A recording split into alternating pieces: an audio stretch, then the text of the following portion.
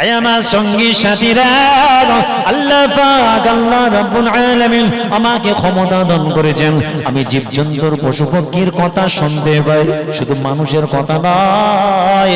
আল্লাহ পাক তোমাদের নবী সুলাইমানকে ক্ষমতা দিয়েছেন জীবজন্তুর পশু পক্ষী শোধা নাই, কীড়া মাকড়া পিপিলিকা সবার কথা আমি নবী সুলাইমান শুনতে পাই, আর আমার মুখের কথাগুলো ওরাও শুনতে পাই। আমি নবী সুলাইমান যদি মনে করি ওদের সঙ্গে আমি কথা বলি, জীবজন্তুর সাথে কথা বলতে, পিপিলিকার সঙ্গে তো কথা বলতে। বলে শোনো তাহলে নেতা, ওই দেখো গাছের ডালে একটা পিপিলিকা আছে, ও হলো পিপিলিকা ওই জাতের নেতা। ওই গাছের ডালে পাতার উপরে একটা চিৎকার করে ঘোষণা করছিল, নিজের কওম, নিজের জাত, নিজের দলের জন্য ঘোষণা করছিল। আমি নবী সুলাইমান ওই ছোট্ট পিপিলিকার মুখের কথাটা শুনে আমি দাঁড়িয়ে গেলাম আর সুবহানাল্লাহ পড়ছি। আল্লাহ পাক একটা পিপিলিকার মধ্যে কি নিয়ামত দান করেছে, জোরে বলুন সুবহানাল্লাহ। বলে হুজুর বিয়াদবি মাফ করুন, পিপিলিকাটা কি বলছিল, কি বলছিল একটু বলুন। আপনি দাঁড়িয়ে শুনছেন মানে? বলে হ্যাঁ, ওটা হচ্ছে পিপিলিকার জাতের নেতা, ওই নেতার একটা কথা শুনে আমি দাঁড়িয়ে গেছি। তাহলে নবীকে মানতে গেলে সবটাই মানতে হবে, আদেশ মানতে হবে, নিষেধ মানতে হবে, আল্লাহর আইন আদেশ মানতে হবে, নিষেধ মানতে হবে, আর শরীয়তের বাউন্ডারির মধ্যে থাকতে হবে, ক্রস করা যাবে না। পরিষ্কার হলো? আফিয়ায়াতিন উখরা, আল্লাহ পাক এই মর্মে কোরআনের মধ্যে আবার জানিয়েছেন, বান্দা তোরা কি মনে করিস আমি আল্লাহ আমার জমিনে আমি আল্লাহ তোদেরকে শুধু শুধু বেকার বেকার বানিয়েছি? তোদের কি আমার জমিনে মওত হবে না? তোরা কি মৃত্যুর স্বাদ মজা টেস্ট করবি না, মজা চাখবি না? সেই মরণের পরে আমি আল্লাহ আমার কাছে আবার জিন্দা হয়ে কে ফিরে আসবে না? আফা হাসিবতুম আন্নামা খালাকনাকুম আবাসা ওয়া আন্নাকুম ইলাইনা লা তুরজা। তোদের কি মরণ হবে না? তোরা কি মৃত্যুর মজা পাবি না? সেই মওতের পরে আমি আল্লাহ তোদেরকে আবার জিন্দা করে আমার সামনে কি হাজির করব না? এ মুসলমান, আপনার আমার চলাফেরা ওঠা বসা, আপনার আমার মুআমালাত, আপনার আমার দুনিয়াবি জিন্দেগি, সাংসারিক জীবন, ব্যবসায়ী জীবন, সামাজিক জীবন, প্রত্যেকটা অবস্থায় এমন আমাদের যেন মনে হয় পৃথিবীর জমিনে আর আমাদের কোনোদিন মওত হবে না। যেন মনে হচ্ছে আমাদের আর কোনোদিন মওত হবে না, আমরা সারা জীবন জিন্দাই থাকবো। তাই আল্লাহ বলছেন তোদের কি মনে হয় তোরা সারা জীবন বেঁচে থাকবি? তোদের কি মরণ হবে না? শুধু মরণ নয়, মরণের পরে আবার আমাদের জিন্দা হতে হবে। কি আমরা জীবিত হব তো নাকি? নাকি হুজুররা ভয় দেখানোর জন্য বলে? এই বলেন, সত্যি বিশ্বাস আছে তো? সবার আছে? ওয়াল কদরে খাইরিহি, আমাদের বিশ্বাস, আমাদের ঈমান, ভাগ্যে যেটা আছে খাইরিহি, ভালো হলে খোদার পক্ষতে হয়।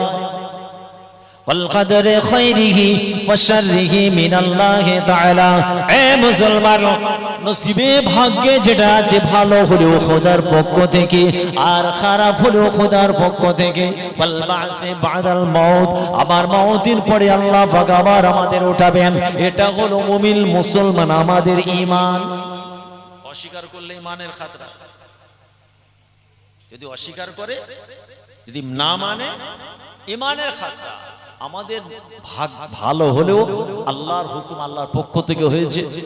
জিন্দেগিতে যদি আমাদের খারাপ কিছু হয় সেটাও আল্লাহর পক্ষ থেকে। এটা একটা ইমানদারের চিন্তা ভাবনা, এটা হবে। আর আমরা সবাই যখন মারা যাব, আল্লাহর হুকুম একদিন হবে। নবী ইসরাফিল আলাইহিস সালাতু ওয়াস সালামকে আল্লাহ পাক যখন হুকুম দেবেন, তিনি তখন সিংহায় ফুঁক দেবেন। ইজা জুলজিলাতিল আরদু জিলজালাহা, আল্লাহর কোরআন পরিষ্কার জানিয়েছে, পাহাড় পর্বত নদী নালা খালবিল, এই বিশ্বটা তুলোর মতো উড়বে, ধ্বংস হয়ে যাবে, এবং আল্লাহ পাক আমাদের পুনরায় উঠাবেন। সবার বিশ্বাস আছে তো? তাহলে মরণের পরে আবার জিন্দা হব। এই জিন্দা হয়ে আল্লাহর কাছে আমরা কোন চেহারা নিয়ে হাজির হব, যে পিছনের আমলি জিন্দেগি আমাদের কি আছে। আমা খালাকতুল জিন্না, আমি জিন সম্প্রদায়কে বানাতাম না, ওয়াল ইনসা, মানব জাতিকে বানাতাম না, ইল্লা লিয়াবুদুন, কিন্তু আমি আল্লাহ তাদের সৃষ্টি করেছি আমার জমিনে আমার বান্দা আমার ইবাদতে মগ্ন থাকবে। আর জীবন আমাদের দুটো, এটা একটা জীবন আর মওতের পরে আর একটা জীবন আপনার আমার জন্য অপেক্ষা করে, কবরের জীবন, ময়দানে মাহশার, মিজান। শুধু তাই নয়, পুলসিরাত, আখিরাতের যত মঞ্জিল আছে আর একটা জীবন। এ মুসলমান, পৃথিবীর জমিনে দুনিয়াদারি চিন্তা করতে হয়, স্ত্রী বাচ্চা বাপ মা, ব্যবসা বাণিজ্য কাজ কারবার, পুরো বাপ মার মুখে অন্ন তুলে দিবার জন্য ফিকির করতে হয়, কাজ কারবার বাড়ি গাড়ি যাই করেন না কেন, দুনিয়ার জমিনে দুনিয়ার জন্য যেমন চিন্তা করতে হয়, এই দুনিয়ার চিন্তার মাঝামাঝি কিছুটা চিন্তা কবরের জন্য করতে হয়, জান্নাত জাহান্নামের চিন্তা করতে হয়, পুলসিরাত, মিজান, ময়দানে মাহশারে চিন্তা করতে হয়, যে চিন্তাটা আপনাকে নেক আমল করার জন্য উদ্বুদ্ধ করবে। কিছুটা চিন্তা বলি যে আমি, বেশি নয়, অল্প করে যা করছেন করুন, দুনিয়াদারি করছেন করুন, দিনদারিটা ছেড়ে দিলে হবে না। দিনদারি করছেন করুন, দুনিয়াটা ছেড়ে দিলে হবে না। নামাজ পড়ছেন পড়ুন, আলহামদুলিল্লাহ, ফরজ আইন নামাজ পড়ুন, ইশরাক, তাহাজ্জুদ, নফল যত নামাজ আছে সব আদায় করুন, কিন্তু স্ত্রী বাচ্চা বাপ মার বুকে অন্ন তুলে দেবার জন্য কিন্তু মাঠের মধ্যখানে কোমরে গামছা বেঁধেও যেতে হবে। ইসলামের শিক্ষা শুনলেন? সকাল 8টায় বেরোতে হবে, রাত 8টায় ঢুকতে হবে। এ মেহনত আপনাকে করতে হবে। সোর্স অফ ইনকাম হালাল যেন হয়, এই হালাল কামাইয়ের জন্য আপনাকে 8 ঘন্টা 10 ঘন্টা কাজ কাম মেহনত করতে হবে। আবার আওকাতিস সালাত, 5 ওয়াক্তের নামাজে খোদার ঘরে হাজিরা দিতে হবে। জীবন আমাদের দুটো, সোচ আমাদের দুটো হবে, চিন্তা আমাদের দুটো হবে, ইবাদত আমাদের দুটো হবে, ভাবনা মানসিকতা সব হবে দুটো। কিন্তু আমরা একটা নিয়ে ব্যস্ত আছি। সকালবেলা কি হবে? সকাল উঠেই বলছে কচির মা আজকে কি রান্না হবে, কালকে তো গোশত খাওয়া হলো মাশাআল্লাহ করে, আজকে কি হবে? বলে আজকে তাহলে মাছ হোক। কি হয় নাকি? ভালো জিনিস। দুনিয়াদার মানুষ স্ত্রী বাচ্চা বাপ মার মুখে অন্ন তুলে দিবার চিন্তা করতেই হবে, কিন্তু গতকালকের নামাজগুলো কাজা আছে।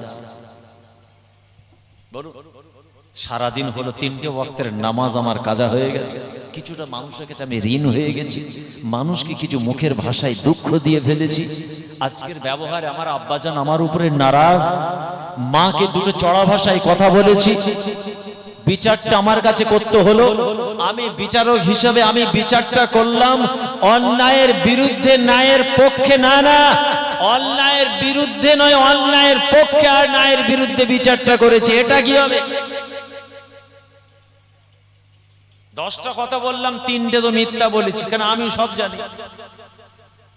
তাহলে জীবন আমাদের দুটো, সোচ সমাজ, চিন্তা ভাবনা মানসিকতা সবটাই দুটো হবে। দুনিয়ার চিন্তার পাশাপাশি আখিরাতের চিন্তা করতে হবে। এই দুটো কাজ যদি ঠিক ঠিক ভাবে করা হয়, আল্লাহ পাক কোরআনের মধ্যে জানালেন, বান্দা তোমরা যখন আমি আল্লাহ আমার কাছে চাইবে, 3টে দোয়া চাইবে। কটা? 30টা? কটা বললাম? বাচ্চাগুলো বললেই হবে, তোমরাই বলো বাবা, মুরব্বীরা বড়রা কেউ কথা বলবে না বলছে। 3টে দোয়া। কটা দোয়া? 3টে। আর এই দোয়াটা আমাদের গ্রামের ইমামরা দেখবেন 95% ইমাম এই দোয়াটা চায়। এই দোয়াটা আমাদের ইমামরা চায়। আমরা হয়তো অর্থ জানি না, আমরা কি বলি? আমিন। আল্লাহর কোরআন কি জানালো?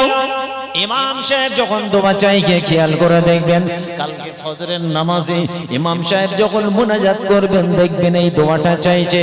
ইমাম সাহেব দোয়া চাইছেন, রব্বানা আতিনা ফিদ দুনিয়া হাসানা, আয় রাব্বি আল্লাহ দুনিয়ার জমিনে আমাদের ভালাই করুন, শান্তি দিন, সুস্থ রাখুন। ওয়াফিল আখিরাতি হাসানা, আখিরাতেও আমাদের ভালাই করুন। এক নম্বর দোয়া দুনিয়ায় ভালো রাখুন, দুই নম্বর দোয়া আখিরাতেও ভালো রাখুন, তিন নম্বর দোয়া ওয়াকিনা আযাবান নার। আয় রাব্বি আল্লাহ জাহান্নামের আগুন থেকে বাঁচান। বান্দা আমার কাছে চাইবি, দুনিয়ার জন্য চাইবি, দুনিয়ার ভালাই সুখ শান্তির জন্য চাইবি, ইতমিনান চাইনের সঙ্গে বেঁচে থাকার জন্য পৃথিবীর জমিনে আমার কাছে তোরা দোয়া চেয়ে নিবি। আর একটা দোয়া চাইবি আখিরাতটাও যেন আমাদের কামিয়াব হয়, কবরের জীবন যেন আসান হয়, ময়দানে মাহশার যেন আসান হয়, দিদারে ইলাহি দিদারে রাসূল যেন নসিব হয়। আয় রাব্বি আল্লাহ আখিরাতের প্রত্যেকটা মঞ্জিল যেন আসান হয়। তিন নম্বর দোয়া বান্দারে আর একটা দোয়া চাইবি ওয়াকিনা আযাবান নার, জাহান্নামের আগুন থেকে আমাদের বাঁচান। এই দোয়াটা ইমামের কথা নয়, কোন আলিম উলামা মুফতির কথা নয়, আসমান থেকে আমার আল্লাহ বান্দা বান্দি আমাদের শিখিয়ে দিয়েছেন দোয়া যদি চাইতে হয় বান্দা তোরা তোদের খোদার কাছে এমন করে দোয়া চাইবি। আল্লাহ এখানে দুটো জিন্দেগির কথা বলেছে, তাহলে আল্লাহ বলতে পারতেন তো রব্বানা আতিনা ফিদ দুনিয়া হাসানা ওয়া কিনা আযাবান নার, কোরআনের আয়াতে এটা তো নেই। অথবা আল্লাহ এটা বলতে পারতেন রব্বানা আতিনা ফিল আখিরাতি হাসানা ওয়া কিনা আযাবান নার, কিন্তু আল্লাহ বললেন ফিদ দুনিয়া হাসানা ওয়া ফিল আখিরাতি হাসানা ওয়া কিনা আযাবান নার। তাহলে জীবনে আর একটা কাজ আছে না নেই? আপনারা সবাই এখানে মূল্যবান সময় ফেলে এখানে বসেছেন, তাই তো? এর পিছনে রহস্য জানেন? বলেন, এখানে ভাবছি আমরা কটা মানুষ বসে আছে, আর এক প্যাকেট কি দু প্যাকেট বিরিয়ানি দেবে, আর একটা হুজুর এসেছে ও যতক্ষণ যা করছে করুক, বিরিয়ানি বাড়ি যাবে। কিন্তু আপনি জানেন আমাদের সে ধারণা নেই কোন জায়গায় আমরা বসে আছি। আল্লাহ নবী বলছেন হাজিহি রাউযাতুম মিন রিয়াজিল জান্নাহ, এটা হচ্ছে জান্নাতের টুকরা। সুবহানাল্লাহ বলেন, এই জোরে বলেন। এই মুহূর্তে সারা দিনে আমাদের দ্বারা কি হয়েছে আমরা জানি না, আল্লাহু আ'লাম, কিন্তু এখানে দায়িত্ব নিয়ে বলা যায় এখন কিন্তু আমাদের দ্বারা কোনো গুনাহ খাতা নেই, কোনো পাপ নেই। যেটা চাইবেন আল্লাহর কাছে, আল্লাহর দরবার ফেরেশতা খবর পৌঁছে দেয়। আল্লাহ পাকের কিছু ফেরেশতা আছে মাহফিল চলাকালীন তারা দরবারে ইলাহিতে গিয়ে খবর দেয়, এ রব্বি আল্লাহ, আমাদের সংবাদটা দেওয়া হয় এবং পরিচয় পরিচিতি দিয়ে আল্লাহর সামনে যখন হাজির হয় আল্লাহ পাক তাদের জিজ্ঞাসা করেন তোমরা কোথা থেকে আসছো? আল্লাহ পাক জানেন না? সব জানেন তো, আবার জিজ্ঞাসা করছেন কেন ফেরেশতাকে? আল্লাহ সেই মুকাররব ফেরেশতাগুলো যখন আল্লাহর দরবারে হাজির হয় আল্লাহ তাদের জিজ্ঞাসা করেন তোমরা কোথা থেকে আসছো? আপনার গ্রাম পাড়া মহল্লা ডিস্ট্রিক্ট দেশ পরিচয় দিয়ে, আপনার আমার বাপ দাদার নাম থেকে পরিচয় দিয়ে, অমুকের ছেলে অমুকের ছেলে অমুক ওই মজলিসে বসেছিল। জোরে বলেন না সুবহানাল্লাহ। মুদারাসাতুল কুরআনুল কারীম, দুনিয়ায় ঘুরতে ঘুরতে দেখলাম মাওলা আপনার কিছু বান্দা বান্দি কোরআনের শিক্ষা কেন্দ্রের দরসগাহ জান্নাতের বাগানে বসে আছে। জোরে বলেন। আল্লাহ আবার প্রশ্ন করবেন তারা কি বলছিল, কি চাইছিল, তাদের চাহাত কি ছিল? আল্লাহ তারা জান্নাতের আশা করছিল। কি আমাদের জান্নাতের আশা আছে তো নাকি? না কেউ জাহান্নামে যেতে চায়? আছে নাকি? সে মানুষও আছে। আবু জেহেল উতবা কি হালতে আছে একটু দেখা টাক্কাত করে আসবো। হলদিয়া একটা মজলিস আমাকে একটা ছেলে বলেছিল হুজুর আমি জাহান্নামে যেতে চাই। আমি তো শকড হয়ে গেছি। বলছে হুজুর আমার ইচ্ছা একজন্যই, ওই আবু জেহেলের অবস্থা কি করছে ফেরেশতা ওইটা আমি একটু দেখব। আল্লাহ বলবেন তারা কি জান্নাত দেখেছে? জান্নাতের আশা করছে কেন মজলিসে বসে? এ রব্বি আল্লাহ, তারা জান্নাত দেখেনি, না দেখে আপনাকে ভালোবেসে জান্নাতকে বিশ্বাস করেছে। জোরে বলুন সুবহানাল্লাহ। হাল রাউহা, তারা কি জান্নাত দেখেছে? ফেরেশতা বলবে না। এ রব্বি আল্লাহ, জান্নাত দেখেনি। তারা কি জাহান্নামা দেখেছে? ফেরেশতা বলবে না। আল্লাহ পাক তারা জাহান্নামাও দেখেনি। তারা জান্নাত দেখেনি, জাহান্নামা দেখেনি, তাহলে তারা কিসের জন্য বসে আছে? আল্লাহ রাসূল কত সুন্দর সাহাবাদের বলছেন, তাহলে কিসের জন্য বসে আছে? তারা তো আমার জান্নাতও দেখেনি, জাহান্নামও দেখেনি। তখন বলবে ফামিন আইয়ি শাইইন ইয়াতাআওয়াদুন, তাদের কোন জিনিসটা তাদের মনটা নরম করে দিয়েছে, চোখটা ছলছল করছে, খালেস দিলে বসে আছে। কারণটা কি? কারণে তাদের এই মানসিকতা তৈরি হলো? সারা দিনের মধ্যে বিভিন্ন ভাবে ঘোরাফেরা করতে করতে যখনই আপনি আমি এই কোন মজলিসে জলসার মাহফিলে বসে আমাদের মনটা কত নরম হয়, জাহান্নামের কথা মনে হয়, নিজের ফেলে আসা জীবনের পাপের কথা মনে হয়, অন্যায় অবিচারের কথা মনে হয়, তখন নিজেদেরকে খুব অপরাধী মনে হয়, গুনাহগার মনে হয় এবং বাঁচার রাস্তা খুঁজতে থাকে। ফেরেশতারা বলছে আয় রব্বি আল্লাহ, তারা কেন এরকম বসে আছে?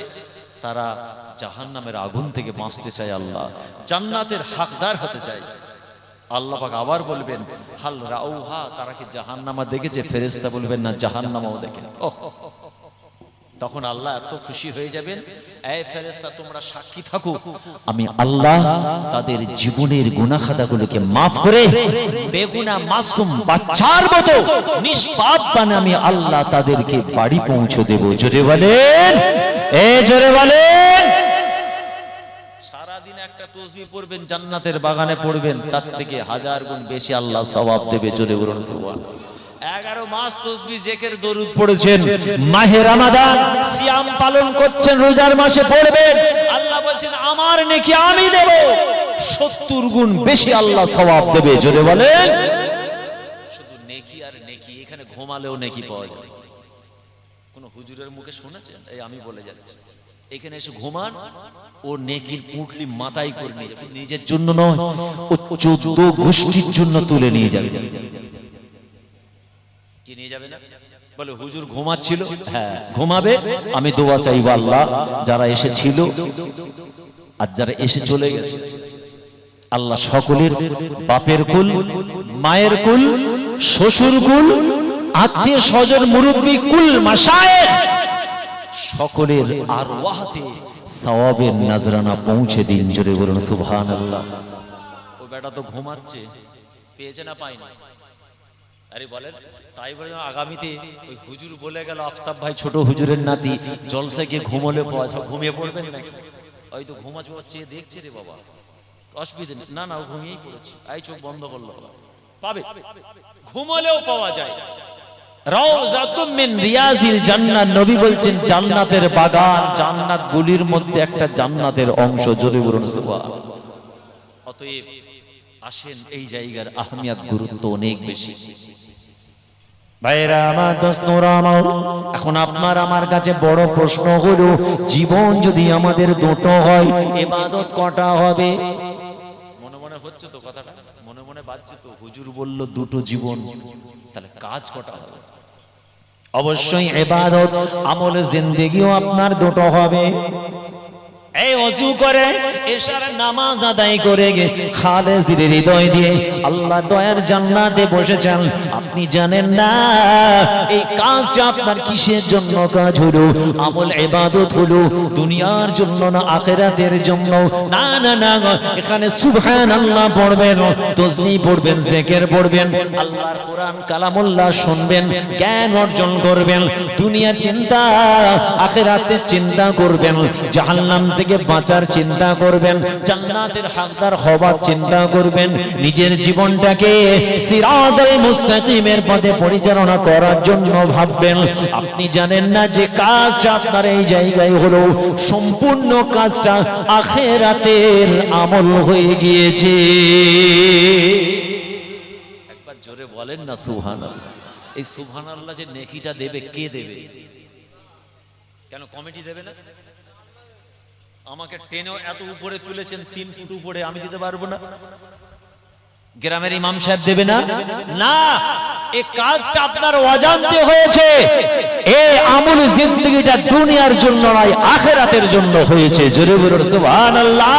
উখরাবি জিন্দেগির কাজ হলো এশার নামাজ পড়েছেন আখিরাতের কাজ, তাসবিহ পড়েছেন, জিকির করেছেন আখিরাতের কাজ, মায়ের চোখের পানি মুছিয়ে দিয়েছেন, ইতিমের চোখের পানি মুছিয়েছেন, অসহায়কে কিছু অর্থ দিয়েছেন, সব আখিরাতে। আপনি জানেননি আপনার অজান্তে কাজ হচ্ছে। কাজ আমাদের দুটো। 4 ঘন্টা দোকানদারি করেছে, মুদিখানার দোকান, 4 ঘন্টা দোকানদারি করেছে, ওখানেও আখিরাতের কাজ হয়েছে। আপনি জানেন? বলেন জানেন? ব্যবসাটা যদি হালাল হয়, হালাল পথে যদি ব্যবসা হয়, মানুষের সঙ্গে খারাপ মুআমালা যদি না হয়, ব্যবসার জায়গায় চিটিংবাজি যদি না হয়, কোন কাস্টমারের সঙ্গে যদি খারাপ ব্যবহার না হয়, আল্লাহর কোরআন জানিয়েছে আকিমুল ওয়াজনা বিল কিসতি ওয়া লা তুকসিরুল মিজান। বান্দা হালাল ব্যবসা, হালাল পথে ব্যবসা করবে, তবে হ্যাঁ সাবধান, ওজন করার সময় দাড়ি পাল্লা যেন কম বেশি করে কাস্টমারের সঙ্গে প্রতারণা করবি না। এ মুসলমান, সব যদি ঠিকঠাক ব্যবসা করেন, আপনি জানেন না আল্লাহ পাক আপনার জন্য 4 ঘন্টায় কিছু নিয়ামত হালাল কামাই দেবেন আপনার ক্যাশ বাক্সে। হালাল না হারাম? যে ইনকামটা হলো হালাল না হারাম? বলেন বলেন। ওজন ঠিক করেছেন, মানুষের ব্যবহার ভালো করেছেন, প্রোডাক্টের কোয়ালিটি কোয়ান্টিটি ঠিক আছে, 2 নম্বরই কিছু করেননি, এ তো হালাল ব্যবসা, হক ব্যবসা। আল্লাহ বলছেন দাড়ি পাল্লা যেন কম বেশি না, সব ঠিক আছে। তাহলে যে নিয়ামতটা আল্লাহ মিলালেন ওটা হালাল। এবার আসুন আর কি দেবেন আল্লাহ? আয় আমার বান্দা বান্দিরা, ওজন যদি ঠিক হয়, হালাল ব্যবসা, হালাল ওয়েতে যদি ব্যবসা হয়, কাস্টমারের সঙ্গে প্রতারণা যদি না হয়, ঠকানো যদি না হয়, কেন না আল্লাহ রাসূল জানিয়েছেন মান গাসসানা ফালাইসা বিল্লাহ। আমি মুহাম্মদুর রাসূলুল্লাহ বলছি, আমার কোন উম্মত উম্মতি যদি আর একটা উম্মত উম্মতিকে স্বজ্ঞানে স্বইচ্ছায় প্রতারণা করে ঠকায়, আমি রাসূলুল্লাহ বলছি সেই ব্যক্তিটা আমি রাসূলুল্লাহ আমার দলভুক্ত নয়। নবী বলছেন আমার দলের বাইরে। যদি একটা মানুষ আর একটা মানুষকে যদি ইচ্ছা করে ঠকায়, সে আমার দলভুক্ত নয়। আপনি দোকানে বসে দোকানদারি করছেন, কাস্টমারকে মিথ্যা বললেন, 130 টাকা দাম প্রোডাক্ট, আপনি প্রোডাক্টটা নিয়ে দেখছেন 75 টাকা 50 পয়সা, স্টিকারের ভিতর থেকে দেখতে পাচ্ছেন, বুঝতে পারেন না?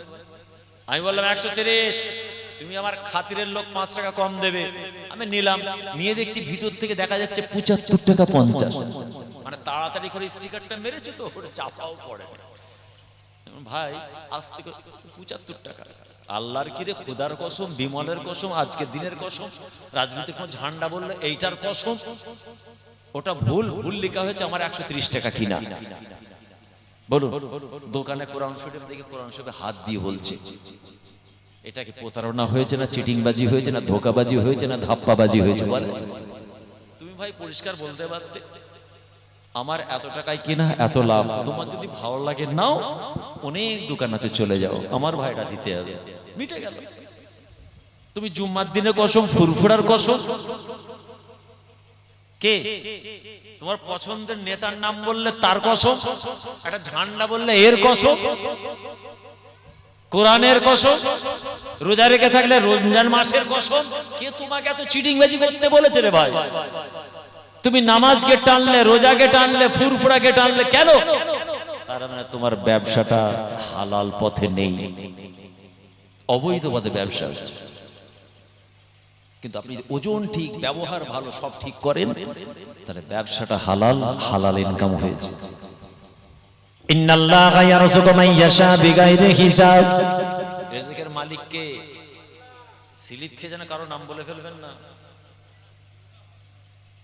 অমুক খাওয়ায় এরকম বলে ফেলবেন না, যেন বিপদ হয়ে যাবে। আল্লাহর কোরআন জানিয়ে দিল ইন্নাল্লাহা ইয়ারযুকু মান ইয়াশা বিগাইরি হিসাব। আমি আল্লাহ যাকে খুশি, যাকে মনে করব রিজিক দেব। আমার আল্লাহর স্পেশাল নাম হচ্ছে হুয়ার রাজ্জাক, তিনি হচ্ছেন সবথেকে বড় রিজিক দাতা। আল্লাহ আপনাকে 4 ঘন্টা ডিউটি করার জন্য কিছু নিয়ামত মিলিয়েছেন ক্যাশ বাক্সে। এ পর্যন্ত ঠিক ছিল। এবার আপনি শুনুন, আমার আল্লাহ এত রাজি হবেন, আমার আল্লাহ পাক আপনার উপরে বড় খুশি হয়ে যাবেন।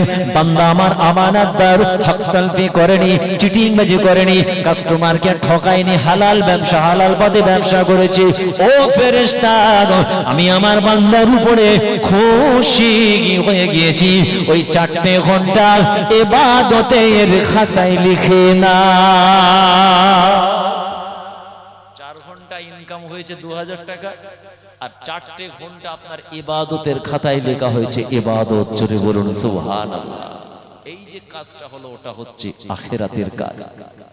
এই সুবহানাল্লাহ বললেন 10টা নেকি, নবীর শানে দরুদ পড়লাম 10টা নেকি। কে দেবে? কিরামান কাতিবিনা ইয়ালামুনা মা তাফআলুন। আল্লাহ পাক কোরআনে জানিয়েছেন, দুজন সম্মানীয় লেখক আপনার আমার 2 কাঁধে আছে, এরা নেকি এবং গুনাহ লিপিবদ্ধ করে, সব রেকর্ড হচ্ছে। আর আমি বলি খোদাই সিসি ক্যামেরা, সিসি ক্যামেরা আমাদের বাড়িতে আছে তো, সবার আছে না নেই?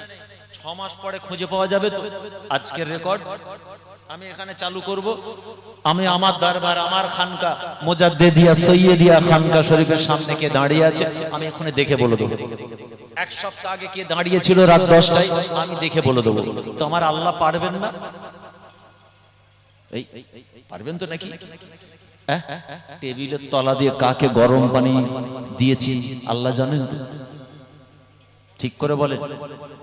খামের ভিতর দিয়ে কে, ব্যাগের ভিতরে আলু বাগান থেকে কলার কাঁদি, পরের পুকুরের মাছ, কেউ না জানে, আল্লাহ জানে তো।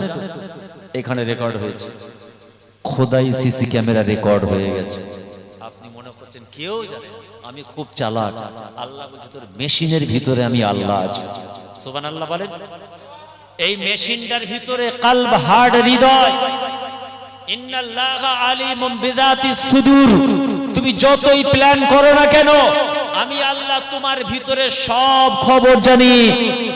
তুমি 2 ঘন্টা দাঁড়িয়ে আছো রাস্তায়, তুমি আমাকে আক্রমণ করবে, আমি আল্লাহ যদি আমার বান্দাকে হেফাজত করি, তোমার কিচ্ছু করার ক্ষমতা নেই। আমি আমার বান্দাকে তোমার সামনে দিয়ে পার করিয়ে দেবো, তুমি অন্ধের মতো দাঁড়িয়ে থাকবে। কি আল্লাহ পারেন না? পারেন না?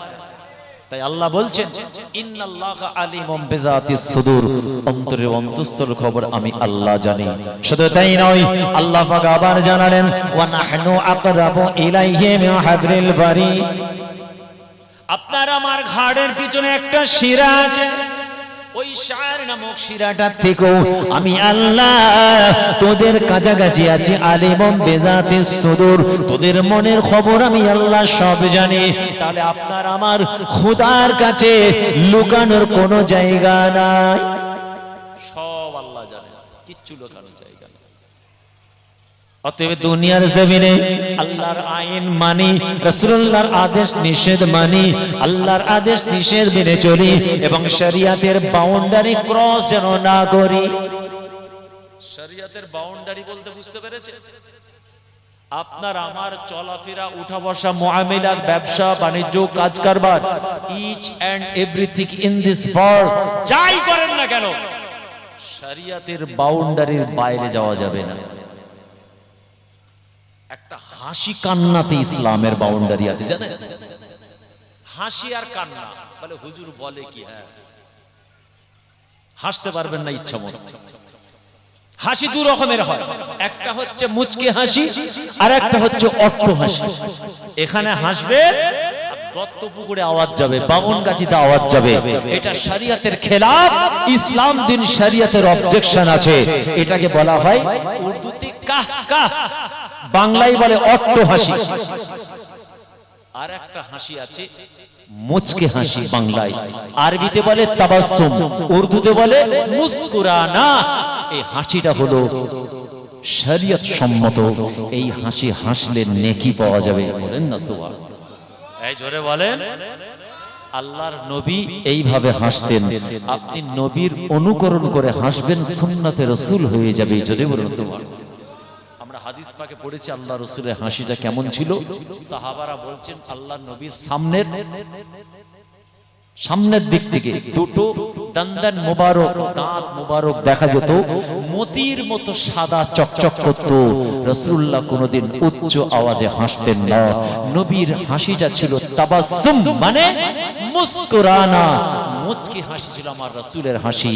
আপনি আমি নবীর উম্মত যদি মুচকে হাসতে পারি, মনে রাখবেন রাসূলুল্লাহর সুন্নাত আদায় হয়ে যাবে। চলে বলেন, এই জানভরে বলে, এ তো আমার রাসূলের হাসি হলো। আসুন, আমার আল্লাহ পাক, আল্লাহ রাব্বুল আলামিন কোরআনের মধ্যে পরিষ্কার জানিয়েছেন, ফালিয়াদহাকু কালিলা ওয়া ইয়াবকু কাসীরা। আমি আল্লাহ বলছি, বান্দা তোরা হাসবি কম, কাঁদবি বেশি। আল্লাহর হাবিব, আল্লাহর রাসূল 63 বছরের নবী জীবনে কোনোদিন অট্ট হাসি হাসলেন না, ফাহিশা হাসি, শরিয়াতের খেলাফ হাসি হাসলেন না। আহরে মদিনা ওয়ালার হাসিটা ছিল তাবাসসুম, মানে মুচকি হাসি। এই হাসি ফলো করে যদি আপনি হাসতে পারেন, দুনিয়ার জমিনে একটা রাসূলুল্লাহর সুন্নাত আদায় হয়ে যাবে। হাসিতে ইসলাম আছে। আপনি অভিনয় করে হাসুন, ওই হাসিটা আখিরাতের কাজ হবে। ফেরেশতা এখানে রেকর্ড করবে। দেখছেন, জোহরের নামাজ পড়েছেন, আসরের নামাজ পড়েছেন, মধ্যখানে দোকানদারি করেছেন, দুনিয়ার কাজও করেছেন, আখিরাতের কাজও। সুবহানাল্লাহ। জলসার মাহফিলে আসছিলেন, একটা বাচ্চা ছেলে কাঁদছে, তার মা এসে বলল, বাবা আমার কেউ নেই, এই বাচ্চাটা 50টা টাকা দেয়া যাবে যদি কিছু মনে না হয়। জলসা আস্তে আস্তে ঘটলো, আপনার মনটা হলো, আহারে মাসুম বাচ্চা, 50 টাকা দিলেন। বলুন, এটা দুনিয়ার কাজ হলো না আখিরাতের কাজ হলো? বলে অবশ্যই আখিরাত। আপনি জানেননি, আপনার অজান্তে আপনি কবরের চিন্তা করছেন, মাহশারের চিন্তা করছেন, মিজান, দাড়িপাল্লা, পুলসিরাতের চিন্তা করছেন, সব আপনার দ্বারা হয়ে যাচ্ছে। কিন্তু আমার আলোচনার উদ্দেশ্য হলো, এটাকে আপনাকে গুরুত্ব দিয়ে করতে হবে, নামাজ না ছেড়ে যায়, ওটা দ্বিতীয় জিন্দেগির কাজ। না হুজুর, আমি তোমার বাপমার বিশাল খেদমত করছি, বুড়ো বাপমার খেদমত করি, স্ত্রী বাচ্চার খেদমত করছি। অবশ্যই অবশ্যই তুমি আল্লাহর হক আদায় করছো, আরে বাপমার হক আদায় করছো, বাচ্চাদের হক, স্ত্রীর হক আদায় করছো। কিন্তু তুমি জানোনি আখিরাতে তোমার কিছু হচ্ছে না। কেন? তুমি নামাজ পড়োনি, ওয়াদার খেলাফ করো, আমানতের খেয়ানত করো।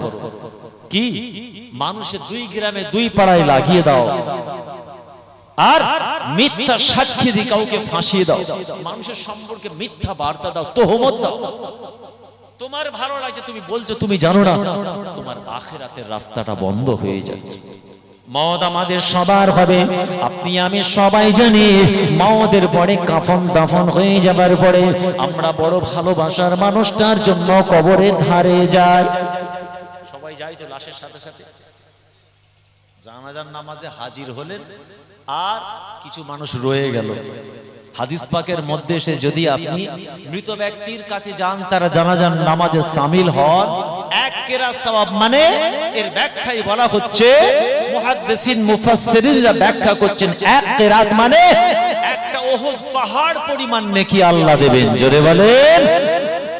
আর যদি একটু অপেক্ষা করে লাইনে দাঁড়িয়ে 3 মুঠো মাটি দিয়ে যদি আসতে পারেন, তার প্রতিবেশী, তার স্ত্রী, বাচ্চা, বাপ মার সামনে দাঁড়িয়ে তাদের একটু সান্ত্বনা দিয়ে মাটি দিয়ে কাজ গুছিয়ে আসবেন, 2 কেরাত, 2 উহুদ পাহাড় পরিমাণ নেকি। বুখারী শরীফের হাদিসে আল্লাহ রাসূল বলছেন, জোরে বলা যাবে না, একটু জান ভরে বলা যাবে না? কেন আমরা খুব ব্যস্ত, জানাজার নামাজটা হচ্ছে, উঠেই লাফ দিয়ে গাড়িতে স্টার্ট দিয়ে হওয়া। কেন ভাই? আর 5 মিনিট দেরি করা যাবে না? প্রচুর ব্যস্ত। মানুষটা সারা জীবনের জন্য তোমার থেকে চলে গেল, জিন্দেগিতে আর দেখতে পাবে না। আর তুমি যেদিন চলে যাবে, তারাও তোমার জন্য 1 মুঠো মাটি দেবে না। যেমন দেবেন তেমন পাবে। 10টা মিনিটের সময় নেই, দেখবেন জানাজার নামাজ হলো, বাপরে বাপ সব ব্যস্ত। রাসূলুল্লাহর হাদিসটা মাথায় রাখবেন, 1 কেরাত নেকি, 2 কেরাত নেকি, মানে 2 উহুদ পরিমাণ নেকি।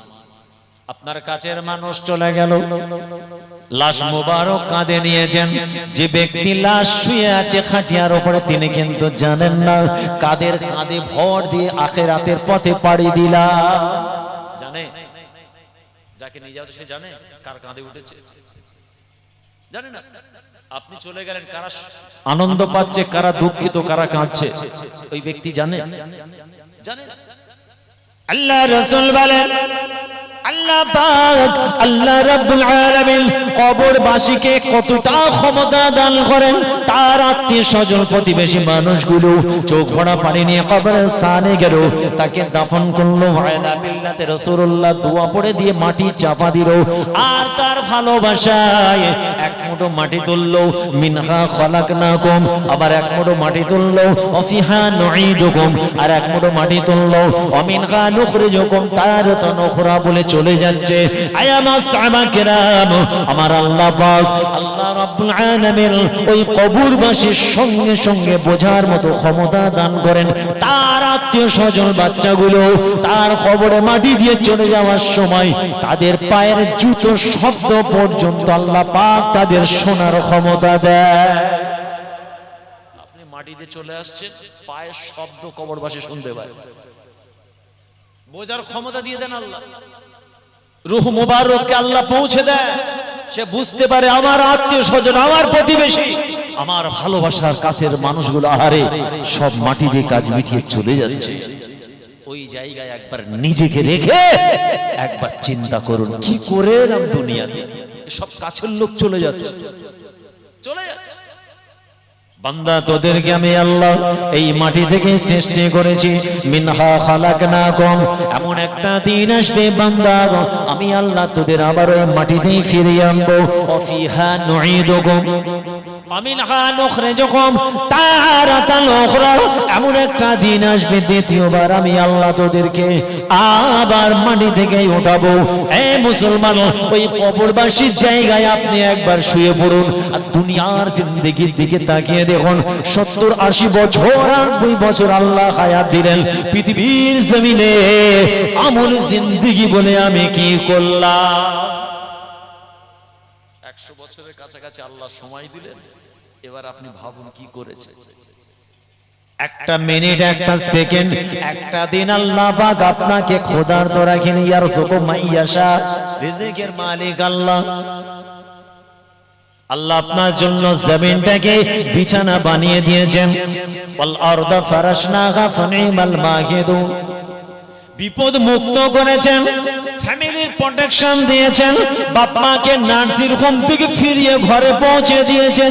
দুঃখের সময় আমি আল্লাহ, আনন্দের সময় আমি আল্লাহ, রাস্তাঘাটে যখনই বিপদে পড়েছিস আমি আল্লাহ আমাকে স্মরণ করেছিস, বান্দারে আমি আল্লাহ তোর সঙ্গে ছিলাম। আয় আমার বান্দা বান্দির, আমি আল্লাহ আজকে ময়দানে মাহশারে 80 বছর 100 বছরের হিসাব চাই। আল্লাহ হিসাব নেবেন তো নাকি? বলেন, হিসাব নেবেন? কি হবে? দেখা যাবে খালি দুনিয়ার কাজ আছে, আখিরাত নেই। যা করেছেন দুনিয়া দুনিয়া দুনিয়া, ব্যবসা বাণিজ্য কাজ কারবার, এই করতে করতে করতেই আপনার জীবন শেষ হয়ে গেছে, আখিরাতের কিচ্ছু নেই। আহারে আমাদের নবী জানালেন, আদ-দুনিয়া ওয়া মাজরাতুল আখিরাহ, আয়ামা সাহাবা কিরাম, দুনিয়ার জমিনটা হলো আখিরাতের জন্য পুঁজি জোগাড় করার জায়গা। গাছ এখানে লাগাবে, ফল ওখানে পাবে। সুবহানাল্লাহ বলেন, এই জোরে বলেন সুবহানাল্লাহ। এই জান্নাতের বাগানটা আমরা গাছ লাগিয়েছি, ফল এখানে পাবো না। ও তাবারক এখন গেলেও দেবে কে? আবার কায়দা করে 2 প্যাকেটও পাওয়া যেতে পারে, এটা অন্য পথে। তাবারক দিলেও আসবো, না দিলেও আসবো। কেন? আমরা কেউ জলসা তাবারকের জন্য আসেনি, আমরা এসেছি আখিরাতের পাথর জোগাড় করতে। চলে বলুন সুবহানাল্লাহ। একটা মানুষ বিপদে পড়েছে, 2 জন দৌড়ে গেল, 3 জন বলল ঝামেলার দরকার নেই বাবা, ব্যাকে চল। ওই 2 জন দৌড়ে গেল, আখিরাতের কাজ করে ফেললো, অসহায়ের পাশে দাঁড়ালো, আখিরাতের পাথে জোগাড় করলো। নবী বলছেন, আদ-দুনিয়া লাহবু ওয়া লাইব, দুনিয়ার জমিনটা হচ্ছে খেলতামাশার জায়গা, ওয়া আন্না দারাল আখিরা লাহিয়াল হাইওয়ান, আসল জিন্দেগি হচ্ছে ওইটা। নবী বলছে দুনিয়ার থেকে আখিরাতের চিন্তা বেশি করুন, যেটা করছেন করুন, কোনো বাধা নেই। এদিকে তাকান, আপনারা যে যা করছেন তাই করুন, কোনো বাধা নেই। শুনলেন কি বললাম? শোনেননি, আবার বলছি, যে যেটা করছেন যেভাবে খুশি তাই করুন, শরিয়তের কোনো বাধা নেই, তবে শরিয়তের বাউন্ডারির মধ্যে করুন। বাউন্ডারি ক্রস করলেই খোদার কাছে জবাবদিহি করতে। বাপ মার মুখের দিকে তাকাবেন, রাসূল বলছেন মকবুল হজের সওয়াব লেখা হবে। আর একজন বাপ মার মুখের দিকে চোখ লাল করে তাকালো, রাসূল বলছেন ওই বাপ মার কদমের তোমাদের জান্নাত। বাপ মা খুশি হলে জান্নাত, বাপ মা দুঃখ পেলে জাহান্নাম। এবার আপনি চিন্তা করুন যুবক ভাই আমার, তুমি তোমার বাপ মার সঙ্গে কি ব্যবহার করো? শুনছেন? লা ইকরাহা ফিদ্দীন। আল্লাহ বলছেন বান্দা তোদের কাছে আমার দিন ইসলাম ধর্মটাকে বার্ডেন বোঝা করে পাঠাই না, আমরা বোঝা বানিয়ে ফেলেছি। বাপরে বাপ, শীতকালে ওযু করতে হবে, ঠিক আছে ঈশার নামাজের সময় কাজা আদায় করব, এরকম করতে করতে 6 মাস পার হয়ে গেল, কাজার আদা হলো। ইসলামে কোনো জবরদস্তি নেই, আমরা নিজেরা বোঝা বানিয়ে ফেলেছি, আমরা বোঝা বানিয়ে ফেলেছি। আপনি যাই করুন, খালি দুটো প্রশ্ন করুন নিজেকে, আল্লাহ আল্লাহ রাসূল খুশি এ কাজে? নিজেকে প্রশ্ন করুন, এটা কি শরিয়ত সম্মত কাজ? যদি উত্তর না হয় আপনি সরে আসুন, সব উত্তর হয়ে যায়। এবার আপনি যা খুশি করুন, হুজুর ব্যবসা বাণিজ্য যা খুশি ব্যবসা করুন, এই ব্যবসাটা হালাল না হারাম, আল্লাহ রাসূল খুশি না খুশি নয়, তাহলে ব্যবসা করবেন না। চিটিংবাজি করে ইনকাম করবে, আল্লাহ আল্লাহ রাসূল খুশি না, তাহলে করবেন না। বাপ মার খেদমত করবেন, বাপ মাকে কষ্ট দিলে আল্লাহ আল্লাহ রাসূল খুশি, তাহলে বাপ মাকে পেটান। যদি বলেন না বাপ মাকে আবার মারা যায়, তাহলে বাপ মার হক আদায় করুন। দুটো অপশন, শরিয়ত সম্মত হবে এবং আল্লাহ আল্লাহ রাসূলের আদেশ মানতে হবে, নিষেধ মানতে হবে, তবেই আমাদের দুনিয়া আখিরাত দুটোই কামিয়াব হবে। জোরে বলুন সুবহানাল্লাহ। দরুদ শরীফ আল্লাহুম্মা সাল্লি মাওলা ওয়া আলা আলি সাইয়্যিদিনা।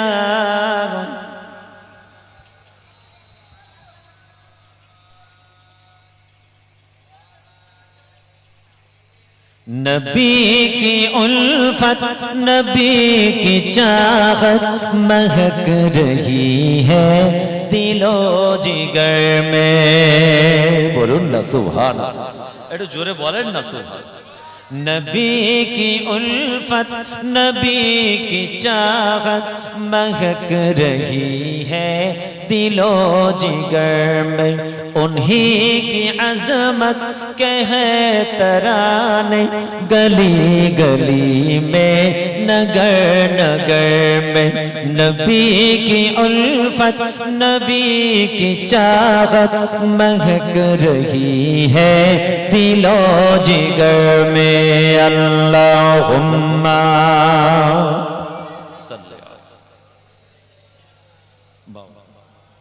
वअला आलि सय्यिदिना। चमन चमन में है उनका चर्चा, दमन दमन में है उनका शोहरा। चमन चमन में है उनका चर्चा, दमन दमन में है उनका शोहरा। है उनकी मिदहत है उनकी मिदहत खलक मलक में, है उनकी नगमे बशर बशर में। जरे बोलूं ना सुभान।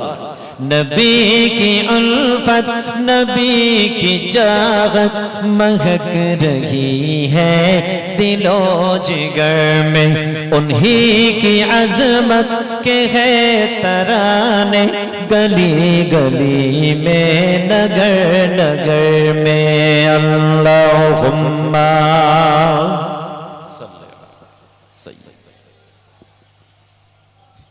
वअला आलि सय्यिदिना।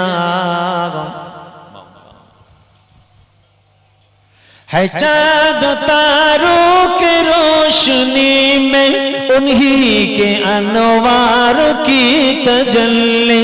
है चाँद तारों की रोशनी में उन्हीं के अनवार की तजल्ली।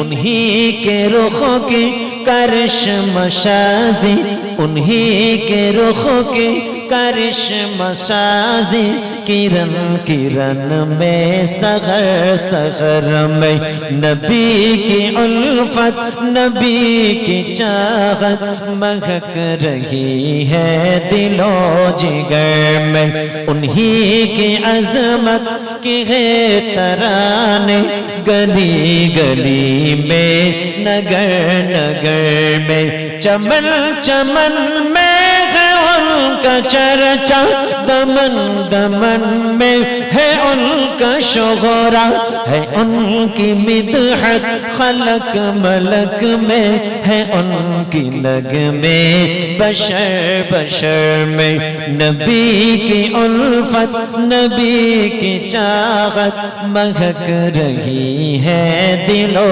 जिगर में अल्लाहुम्मा सल्ले आला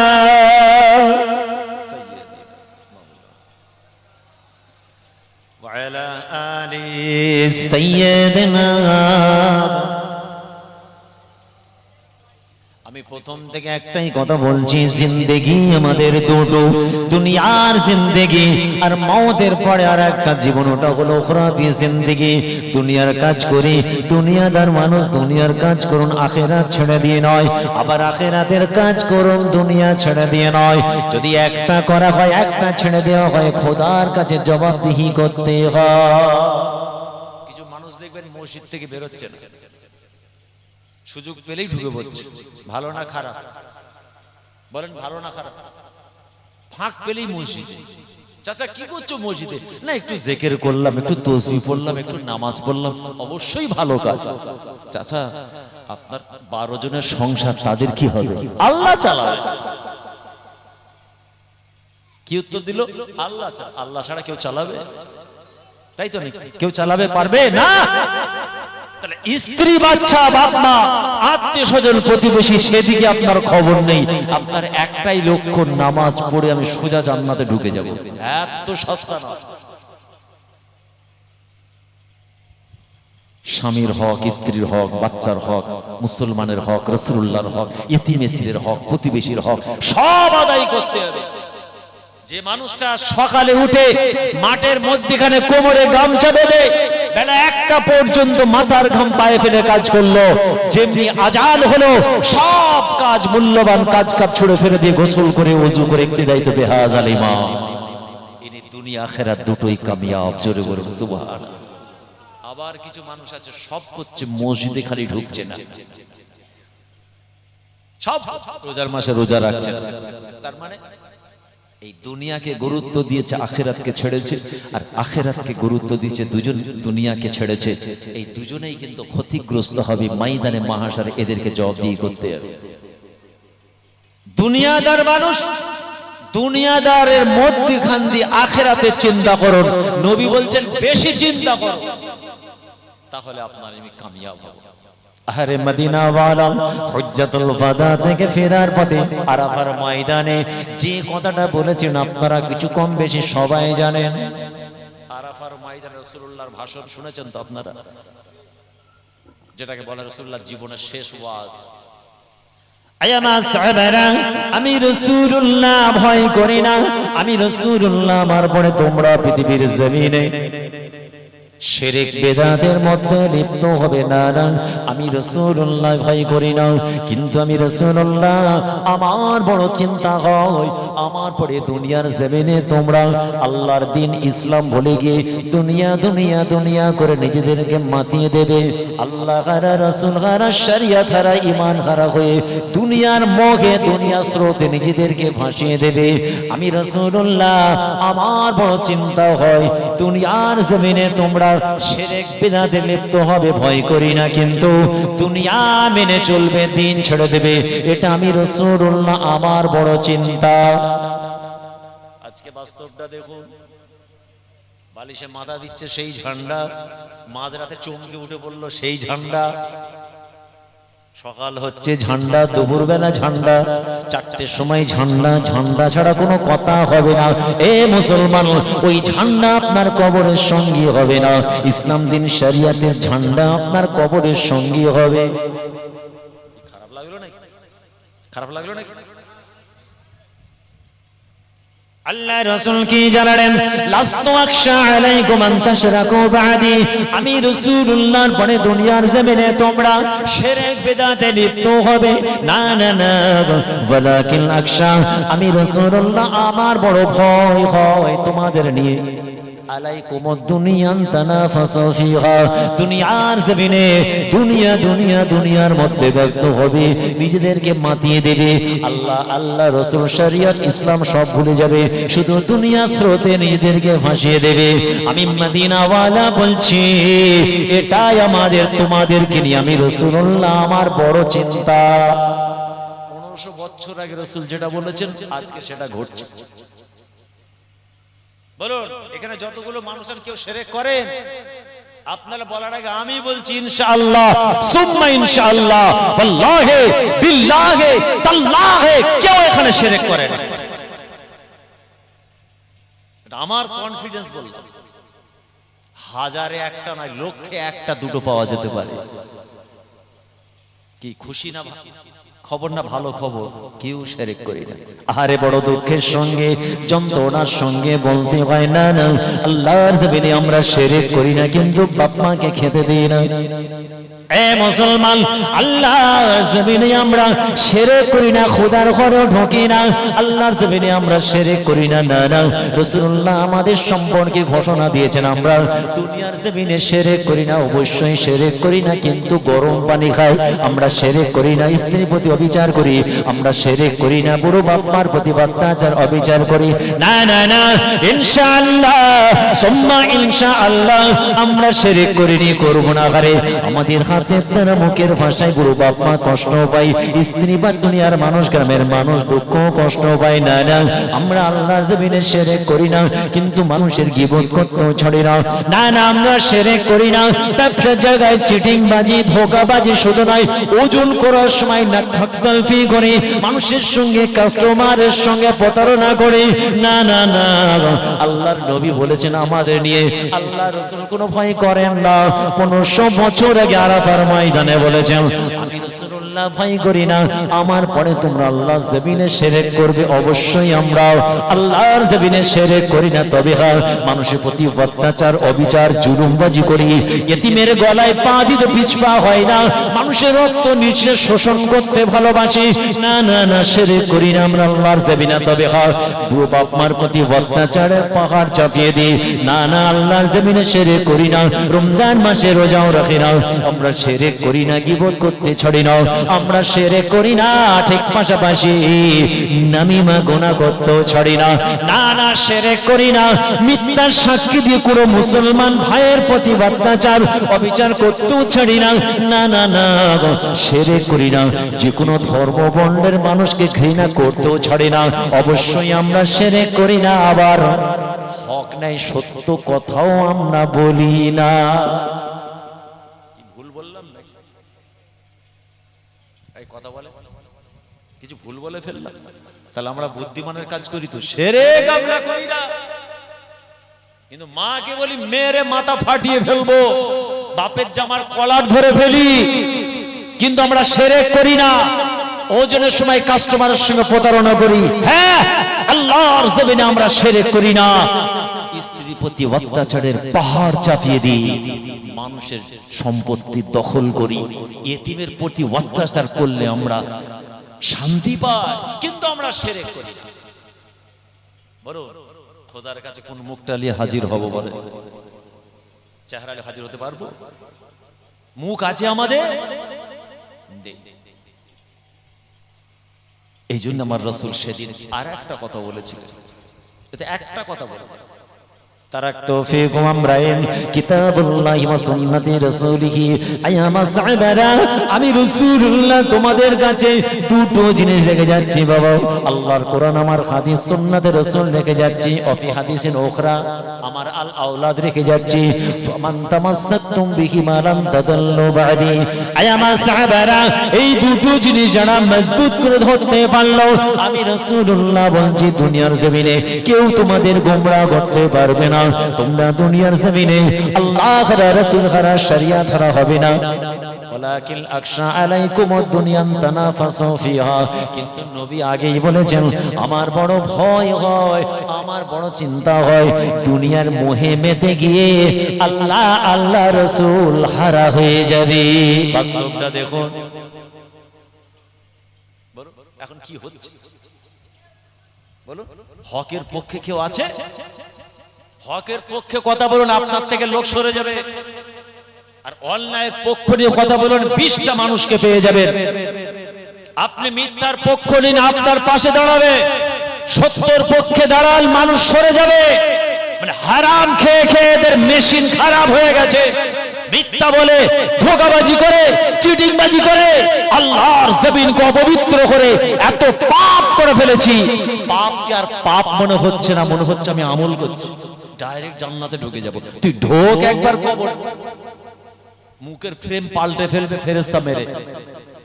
বন্ডমি হচ্ছে, বলো আজ কি হচ্ছে সমাজে, বাস্তবটা দেখুন, বাস্তবটা। আপনি হক কথা বলে পাশে লোক পাবেন, মিথ্যা কথা বলুন, চিটিংবাজি, ধোঁকাবাজি করুন, মানুষ আপনাকে ভালো বলবে। বাস্তব। একজন ইমানদার কোন কাজ করতে পারে না, প্রকৃত ইমানদার মুমিন মুসলমান। জি, নোংরা রাজনীতির নাম করে আপনি ইসলামের গলায় ছুরি চালাবেন, খোদার কাছে ধরা পড়বে। করুন না, যার যেটা ঝান্ডা ধরুন, কোনো অসুবিধা নেই। যে যার ব্যক্তিগত সম্পদ তো নাকি, কনস্টিটিউয়েন্সি পাওয়ার যাকে খুশি তো দেবেন দিন, কিন্তু ওই রাজনীতি করতে গিয়ে যেন ইসলামের গলায় চুনকালি না লাগে, বাপ মা না মার খায়। এই আমার দিকে তাকা, ইয়েতিমের যেন সম্পত্তি নষ্ট না হয়। কি কারো পক্ষে বলছি মনে হলো নাকি, কারো বিরুদ্ধে বলছি মনে হলো নাকি? কেন এটা রাজনীতি করার মাজলিস নয়, কঠোর বিরোধী আমি নিজেই রাজনীতি বুঝি না, খালি যাকে দরকার এটা ঠিক লোক ঠিক জায়গায় দিয়ে চলে এসেছি। সংবিধান আমাকে পাওয়ার দিচ্ছে, আমি অ্যাপ্লাই করেছি, আপনারাও করবেন, কিন্তু আমার দুঃখ অন্য জায়গায়। রাজনীতি রাজনীতির জায়গায় হবে, মানুষের প্রতি কেন অবিচার হবে? এতিমের সম্পত্তি কেন মারবেন? নামাজ কেন ছাড়বেন? রোজা কেন ছাড়বেন? হক কথা কেন বলবেন না? ন্যায়ের সঙ্গে কেন থাকবেন না? নিজের বাপ মার প্রতি অত্যাচার কেন করবেন? অন্যায়কে অন্যায় কেন বলবেন না? ন্যায়কে ন্যায় কেন বলবেন? কি কথা বোঝা গেল? খারাপ লাগছে? কারো পক্ষে বললাম, কারো বিপক্ষে বললাম, এইটা আমাদের খুব খেয়াল করে রাখবেন। জি, রাজনীতি করতে গিয়ে ধরো ভাই 10 মিনিট দাঁড়াও, আমি রোডের ধারেই তো চৌমাথার পাশেই বসে আমি নামাজটা পড়ে আসি, কি পারা যায় না? বলেন পারা যায় না? ছেলেগুলো এত বেহুশ, মাস খানেক নামাজ পড়ে না। আপনার এদিকে হয়তো ওটা নেই, আমাদের ওদিকে চলুন না, ফুরফুরায় যেন নেশা করে আছে, ঝান্ডা নিয়ে ছুটছে। কি হলো রে ভাই? নামাজ এটা, আমি নামাজটা পড়, আবার বক্তব্য ছাড়তে চাই না, আজান হচ্ছে মাইক ছাড়তে চাই, মানে জজবা উঠে গেছে, জোশ। কোন মায়ের কোল যেন না খালি হয়। পীরের আওলাদ হিসেবে, আপনাদের পীরের বাচ্চা হিসেবে শরীয়তের সাথে হাতে পায়ে ধরে বলে গেলাম, একটা ঝান্ডার জন্য যেন স্ত্রী হারা, স্বামী হারা বাপ মাকে বেওয়া ইতিম করবেন না। কোন মায়ের কোল যেন খালি না হয়, খোদার কাছে জবাবদিহি করতে হবে আপনাকে। করুন রাজনীতি, অসুবিধা নেই, বাধা নেই। যোগ্য নেতা, নিষ্ঠবান, কি ন্যায়পরায়ণ, এইরকম যোগ্য নেতা আমাদের পার্লামেন্টে পাঠানোর দরকার আছে অবশ্যই। কিন্তু রাজনীতির নাম করে মানুষকে কষ্ট দেবেন না, এটা এটা মেনে নেবেন। সুস্থ মস্তিষ্কের মানুষ যে ঝান্ডাই হোক, এটা মেনে নেবেন। ভাইরা আমার, দোস্তরা আমার, এই দুনিয়ার মানুষের বহু নেতা দেখেছেন। আমি আল্লাহর কোরআন থেকে একটা নেতার কথা বলবো, আপনারা চমকে যাবেন। বলবো না? তাহলে থাক। বলে কোথা শীতকালে গরমের ওয়াজ হবে বাবা? হ্যাঁ, আবার মুজাদ্দিদ জামান তাই বলেছেন, বাবা দেশের জন্য, দশের জন্য, জনগণের জন্য, মানুষের জন্য কাজ করো। আমি আবু বকর, আমার দোয়া তোমাদের জন্য রইল। জোরে বলুন সুবহানাল্লাহ। আমার 5 নানাজান, 5 আওলাদে মুজাদ্দেদে জামান, 5 হুজুর কেবলা একই কথা বলে গেছেন। মুরব্বি মাশায়েখ মামারা যারা চলে গেলেন তারাও এই কথা বলে গেছেন, আমিও এই কথা বলি। এ পর্যন্ত 8টা 10টা নেতা আমার কাছে দোয়া নিল, ভাই যেটা দোয়া করুন। আমি ওই দোয়া করলাম যেটা আমার দরবারের দোয়া, ফুরফুরা শরীফের মাটির দোয়া। তোমার জন্য আমার দোয়া রইল, তুই মানুষের জন্য, কোন ধর্ম বর্ণ নাই, মানুষের জন্য, জাতির জন্য কাজ করো, দেশের জন্য কাজ করো, আমার দোয়া রইল। তুমি XYZ আমি চিনি না, তোমার ঝান্ডার কালারও আমি জানি না, এটা মুজাদ্দিদে জামানের দোয়া। কি আপনারা খুশি তো নাকি? না একটার জন্য দোয়া চাইবো, XYZ আলোচনা এক্সট্রা দোয়া চাইবো না। আহারে দুঃখের সঙ্গে বলতে হয়, আমার আল্লাহ কোরআনের মাধ্যমে আমাদের শিক্ষা দিয়েছেন নেতা কেমন হবে। ছেলেরা এত ঘুরঘুর করছে কেন? ও সিগন্যালও হয়ে গেছে তো ওই জন্য খালি কমিটি ছেলেরা উঠে পড়ছে। কি হবে না দোয়া করব, দোয়া করব। এ মুসলমান, কোরআন থেকে একটা নেতার কথা বলবো। আহারে কেমন নেতা হওয়া দরকার, আমরা কেমন নেতা নির্বাচন করব। আহারে নেতার মতো নেতা সারা বিশ্ববাসী কুল কায়নাত পেয়েছে, আমাদের নবী মদিনা ওয়ালা গুরু আমাদের নেতা। এই জোরে বলেন। রাস্তা থেকে একজন কুষ্ঠ রোগী করে বুকে জড়িয়ে ধরে আল্লাহ রসুল আসছেন, কুষ্ঠ রোগী আক্রান্ত রাস্তায় পড়ে আছে, মক্কার মানুষ রাস্তা দিয়ে যায়, আহারে সেই মানুষটা দেখে পালিয়ে যায়। এ ছোঁয়াচে রোগ, এ রোগ আমাদের হয়ে যাবে। রাস্তা পরিবর্তন করে সবাই পালিয়ে যায়। আহারে আব্দুল্লাহর বেটা নবী মুহাম্মদ আমাদের রাসূল যখন এসেছেন, আমার রাসূলের দয়া মায়া মমতা ইজহার করে আল্লাহ রাসূল বুকে জড়িয়ে ধরে এসে বলছেন, খাদিজা এসো, আল্লাহর একটা বান্দা অসুস্থ, আমরা দুজনে মিলে সেবা করি। মক্কার মানুষকে দেখলাম তারা এই মানুষটাকে দেখে পালিয়ে যাচ্ছে। সেই মানুষটা কে ছিল? রাসূলুল্লাহর হাতে হাত দেবে কালমা পড়ে ঈমান আনা কোনো মুসলমান ছিল না, একজন ইহুদির বাচ্চা ছিল, অন্য ধর্ম বর্ণের মানুষ। আল্লাহ রাসূল তাকে বুকে জড়িয়ে ধরে আম্মা জান খাদিজাতুল কুবরার সঙ্গে একসঙ্গে তার সেবা করি। এটাই হলো আমাদের নেতা। আল্লাহর একজন নবী আছেন, নাম হলো নবী সুলাইমান আলাইহিস সালাতু ওয়াস সালাম। নাম শুনেছেন? জানেন? আমি নবী সুলাইমান সম্পর্কে ওনার অনেক ঘটনাও বলবো না, রানী বিলকিস থেকে শুরু করে আল্লাহ কিছু স্পেশাল পাওয়ার দিয়েছেন নবী সুলাইমান আলাইহিস সালাম।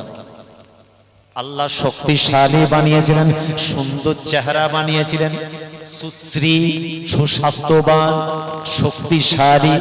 আল্লাহ পাক ক্ষমতা দিয়েছেন, রাজ সিংহাসনে বসিয়েছিলেন, একজন সম্মানীয় নবী বানিয়েছিলেন। শুধু তাই নয়, আল্লাহ পাক নবী সুলাইমান আলাইহিস সালাতু ওয়াস সালামকে একটা মূল্যবান তাখ দিয়েছিলেন। তা হাওয়াকে পরিচালনা করে আমাদের নবী পৃথিবীর এক প্রান্ত থেকে আরেক প্রান্তে তিনি পরিচালনা করতেন, জিনকে পরিচালনা করতেন, শক্তিশালী ছিলেন। এতগুলো আল্লাহ পাক তাকে গুণ দিয়েছিলেন। তিনি লোক লস্কর দলবল নিয়ে যাচ্ছেন একদিন রাস্তা দিয়ে, হঠাৎ এক জায়গায় দাঁড়িয়ে গেলেন। নবী সুলাইমান দাঁড়িয়ে গেলেন। আল্লাহর নবী সুলাইমান আলাইহিস সালাতু ওয়াস সালাম দুনিয়ার জমিনে সঙ্গী সাথীদের নিয়ে রাস্তা দিয়ে যাচ্ছেন, আর হঠাৎ দাঁড়িয়ে গিয়ে গাছের ডালের পাতার দিকে তাকিয়ে হুজুর মুচকে মুচকে হাসেন। সঙ্গীরা দাঁড়িয়ে গেল, ও নবী সুলাইমান আপনি হঠাৎ দাঁড়িয়ে গেলেন আর গাছের দিকে তাকিয়ে কেন হাসেন? হুজুর আপনি তো দাঁড়িয়ে গেলেন, আমরা আপনার পিছনে আমরাও দাঁড়িয়ে গেলাম। হুজুর কোনো কারণ নেই, দাঁড়িয়ে গাছের ডালের দিকে তাকিয়ে কেন হাসেন? নবী সুলাইমান আলাইহিস সালাতু ওয়াস সালাম বলেছিলেন, হে আমার সঙ্গী সাথীরা, হাল তাদরুনা মিম্মা আধাকু, তোমরা কি জানতে চাও, শুনতে চাও আমি নবী সুলাইমান কেন হাসি? এই একটা প্যাকেটও পাবে না, কমেডি ছেলে বলে দিলে এক প্যাকেটও হবে। চুপ করে শান্তভাবে বসো, তাহলে 2 প্যাকেট বলে দেবো। দেখি সবাই নারে তাকবীর। জজবা মোটামুটি আছে, একটু হালকা হয়ে গেছে। এক্ষুনি শেষ করবো, এক্ষুনি দোয়া হবে, আর বেশি দেরি নয়। আল্লাহ নবী সুলাইমান আলাইহিস সালাতু ওয়াস সালাম বলছেন, তোমরা কি শুনতে চাও, জানতে চাও? আমি নবী সুলাইমান আলাইহিস সালাতু ওয়াস সালাম রাস্তার ধারে কেন দাঁড়িয়ে গেলাম আর গাছের ডালের দিকে তাকিয়ে কেন হাসি? হাল তাদরুনা মিম্মা আদহাকু ক্বালু বালা। ও নবী সুলাইমান, হ্যাঁ হ্যাঁ আমরা শুনতে চাই। ওই সময় নবী সুলাইমান বলেছিলেন, আমি দুনিয়ার জমিনে একটা নেতাকে দেখে আমি হাসি। আমি একটা নেতাকে দেখে হাসছি, সঙ্গীরা দেখছে চতুর্দিকে কোনো মানুষ নেই, কে নেতা? আপনিই তো আমাদের নেতা। আল্লাহ পাক আপনাকে কি মার্তাবা, কি দরজা, তাজাম দরাজাত, উচ্চ আসনের অধিকারী আল্লাহ বানিয়েছেন। আপনি হলেন জামানার নবী সুলাইমান। শুধু তাই নয়, আল্লাহ আপনাকে কত সুন্দর দেখতে বানিয়েছেন, কত শক্তিশালী। আর আপনার ইশারায় হাওয়া পরিচালনা করে জিন ইনসান। যদি বলতেন এই আমাকে এক্ষুনি ফ্রান্সে নিয়ে চলো, হাওয়ার সমূহ নিয়ে চলে যেত। সুবহানাল্লাহ বলেন। উনি যে বলতেন যে ফুরফুরা শরীফের এই জায়গাতে এই জায়গাটা তুলে আর এখানে নিয়ে চলে এসো, উদাহরণ দেওয়ার জন্য বলছি, সোজা এখানে হাজির হয়ে যেত। এইরকম ক্ষমতা দিয়েছিলেন। আর এই যে তাখত, মূল্যবান যে তাখতটা মিলিয়েছেন, এর পিছনে আবার ইতিহাস আছে। ও আমি ওদিকে যাব না, এই পিছনে অনেক আলোচনা আছে। হুজুরের আপনার কি বলে আরবাঈনা খাইলান, হুজুরের 40টা ঘোড়া ছিল, আর ওই ঘোড়ার খেদমত করতে গিয়ে নামাজ চলে গেছে, নারাজ হয়ে সব জবাই করে দিয়েছিলেন। জানেন তো, এটা অন্যদিকে আমি যাচ্ছি না, কিন্তু হুজুর হাসছেন কেন? মানে একটা নেতাকে দেখে হাসছি। বলে হুজুর নেতা কই? তোমরা দেখতে পাচ্ছ না, ওই দেখো গাছের পাতার উপরে। এত বড় মূল্যবান কথা আমার আল্লাহর এত পছন্দ হয়ে গেল। উম্মতি মুহাম্মাদি, আমাদের মদিনা ওয়ালার উম্মত উম্মতিরা এই আয়াতে কারিমা পড়বে, এই সুলাইমান নবীর ঘটনা শুনবে, এরা জ্ঞান অর্জন করবে, নেতা চয়েস করবে। কোরআনে আল্লাহ জায়গা দিলেন সূরাতুন নামল, পিপিলিকা সূরা কোরআনে আল্লাহ নাজিল করেছে। জোরে বলেন, একটু জানভারে বলেন। বলছে হুজুর বিয়াদবি মাফ করুন, গাছের ডালে কোথায় নেতা? বলে ওই দেখো ছোট্ট একটা পিপিলিকা দেখতে পাচ্ছ? বলে হ্যাঁ, ওটা হচ্ছে নেতা। আপনারা আমরা নিশ্চয়ই দুনিয়াতে দেখেছি, দেখবেন যেখানে বহুত পিঁপড়ে আছে, তাদের মধ্যে একজন দেখবেন বড় মাথা, দেখবেন খেয়াল করে একটা বড় মাথাওয়ালা পিঁপড়ে আছে, ওটা হচ্ছে নেতা। আমার সঙ্গী সাথীরা, আল্লাহ পাক আল্লাহ রাব্বুল আলামিন আমাকে ক্ষমতা দান করেছেন, আমি জীবজন্তুর পশু পক্ষীর কথা শুনতে পাই, শুধু মানুষের কথা নয়। আল্লাহ পাক তোমাদের নবী সুলাইমানকে ক্ষমতা দিয়েছেন, জীবজন্তুর পশু পক্ষী শুধু নাই, কীড়া মাকড়া পিপিলিকা সবার কথা আমি নবী সুলাইমান শুনতে পাই। আর আমার মুখের কথাগুলো ওরাও শুনতে পাই। আমি নবী সুলাইমান যদি মনে করি ওদের সঙ্গে আমি কথা বলি। জীবজন্তুর সাথে কথা বলতে, পিপিলিকার সঙ্গে তো কথা বলতে। বলে শোনো তাহলে নেতা, ওই দেখো গাছের ডালে একটা পিপিলিকা আছে, ও হলো পিপিলিকা ওই জাতের নেতা। ওই গাছের ডালে পাতার উপরে একটা চিৎকার করে ঘোষণা করছিল, নিজের কওম, নিজের জাত, নিজের দলের জন্য ঘোষণা করছিল। আমি নবী সুলাইমান ওই ছোট্ট পিপিলিকার মুখের কথাটা শুনে আমি দাঁড়িয়ে গেলাম আর সুবহানাল্লাহ পড়ছি। আল্লাহ পাক একটা পিপিলিকার মধ্যে কি নিয়ামত দান করেছে, জোরে বলুন সুবহানাল্লাহ। বলে হুজুর বিয়াদবি মাফ করুন, পিপিলিকাটা কি বলছিল, কি বলছিল একটু বলুন। আপনি দাঁড়িয়ে শুনছেন মানে? বলে হ্যাঁ, ওটা হচ্ছে পিপিলিকার জাতের নেতা। ওই নেতার একটা কথা শুনে আমি দাঁড়িয়ে গেছি। ওই পিপিলিকার কি কথা বলেছিল নবী সুলাইমান শুনছেন। আমার আল্লাহর এত পছন্দ হয়ে গেল, আরে আমার আল্লাহ পাক আপনার আমার শিক্ষা নেবার জন্য ওই পিপিলিকার মুখের কথাটা কোরআনে আল্লাহ জায়গা দিলেন, নাজিল করলেন। এই আমার সঙ্গে সাথীরা, আমি নবী সুলাইমান দাঁড়িয়ে দাঁড়িয়ে শুনছি ওই পিপিলিকা দলের নেতা চিৎকার করে ঘোষণা করছে, ও আমার পিপিলিকার দলেরা, ও আমার আহাল, ও আমার আল আওলাদ সাথীরা, আমার সঙ্গীরা, বন্ধুরা, তোমরা কেউ আর বাইরে থেকো না, তাড়াতাড়ি গর্তের মধ্যে প্রবেশ করো। এই রাস্তা দিয়ে কোনে আমাদের নবী সুলাইমান আলাইহিস সালাতু ওয়াস সালাম এই রাস্তা দিয়ে যাবেন, তারা কেউ জানবে না, বুঝবে না, তাদের পায়ের আঘাতে তোমাদের মওত হয়ে যাবে। আল্লাহ পাক, আল্লাহ রাব্বুল আলামিন তোমাদেরকে বড় ছোট্ট নগণ্য সৃষ্টি করেছে, তাদের কোনো অপরাধ হবে না, তাদের কোনো গুনাহ হবে না, তারা এহসাস করতে পারবে না, যেহেতু আল্লাহ তোমাদেরকে বড় ক্ষুদ্র বানিয়েছেন, তাদের পায়ের আঘাতে তোমাদের মওত নির্মমভাবে হয়ে যাবে। আমি তোমাদের জাতের নেতা, আমি তোমাদের আমের নেতা, আমার একটা দায়িত্ব আছে, ঈমানি দায়িত্ব। কি দায়িত্ব? তোমাদেরকে বাঁচানোর দায়িত্ব আছে। এই জন্য তোমাদের কাছে খবরটা পৌঁছে দেওয়ার জন্য আমি গাছের ডালের পাতায় উঠে চিৎকার করে তোমাদের বলছি, না না না, আর কেউ বাইরে থেকো না, তোমরা তোমাদের ড্রিম হাউস, স্বপ্নের গর্তের মধ্যে প্রবেশ করো। আল্লাহর কোরআন নাযিল হয়ে গেল, ইয়া আইয়ুহান নামলাতু উদখুলু মাসাকিনাকুম ইলা আখিরিল আয়াত। আল্লাহ পাক এখানে অনেক কথা বলেছেন, মূল কথাগুলো এটাই।